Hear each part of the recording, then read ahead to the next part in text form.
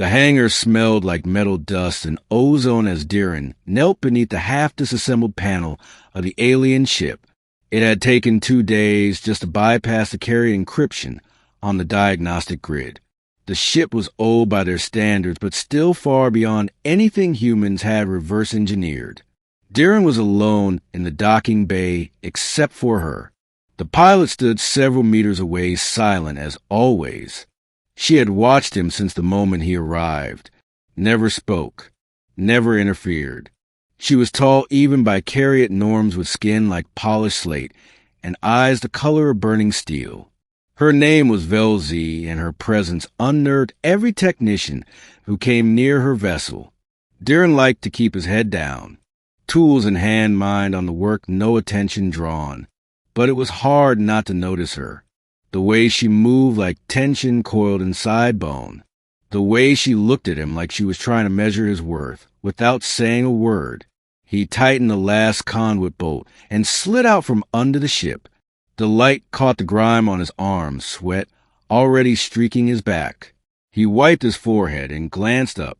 She was staring at him again. Deren cleared his throat. System should be stable now. You'll need to test the jump core, but... She interrupted by stepping closer. Her boots made no sound on the metal floor.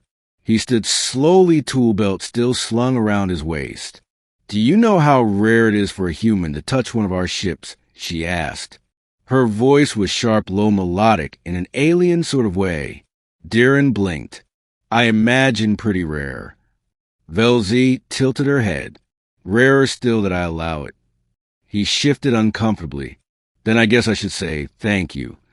You are not like the others. He wanted to ask what she meant, but instead busied himself pretending to check a loose panel. Then he heard the sound behind him. Not footsteps, not a tool. The soft rustle of fabric. He turned around. She was taking off her clothes. Her hands were slow, precise. First the outer coat, then the shoulder straps. The woven combat plates unlatched and fell to the floor one by one. Underneath, her skin shimmered with faint bioluminescent lines like circuitry glowing through stone. Deren took a step back. What are you doing? She stood still as the light in her body shifted and danced. We shed our armor to show trust, to show we have no shield between us. His mouth went dry. Okay, but you know humans don't usually do that. I know. Her expression was calm, but not cold. Something deeper moved behind her eyes. Not challenge, not provocation. Honesty. You have worked hard. You have treated my ship with care. You have not spoken to me with fear. He rubbed the back of his neck. I don't usually talk much at all. Then listen. She stepped closer. Bare from the waist up, skin bare to the dim lights. But there was nothing seductive in her stance. Nothing aggressive. She was vulnerable but not weak. Open but not exposed. You humans always hide behind layers. Suits. Codes. Words. We were taught to see that as dishonesty. We were taught you don't feel shame. We do not, but we feel loyalty. He met her eyes. So this is some kind of test. No, this is choice. Yours. He stared at her for a long moment, then reached down slowly and unbuckled the tool belt. Let it drop, unzipped the top of his coveralls, and peeled them down to his waist. Not out of desire, not to mirror her, but to meet her halfway. The silence between them was charged like the air before lightning. Vel'zi reached out and touched his shoulder. Her fingers were cool. Her touch light, not possessive, not demanding. Simply there. You are strange, she said. You're not the first to say that. I do not dislike it. He smiled despite himself. They sat together on the edge of the cargo platform. Neither fully clothed, neither uncomfortable. Just quiet. Just present. Her biolights faded to a softer blue, the pattern slow and calm. You know they'll talk if they find out, he said. I know. They'll say I cross a line. They always do. Will you get in trouble with your people?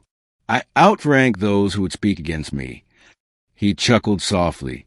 Figures. She turned to look at him. You still do not understand why I did this. No, I don't. It is not about skin, not about ritual. It is about letting go of fear. He nodded slowly.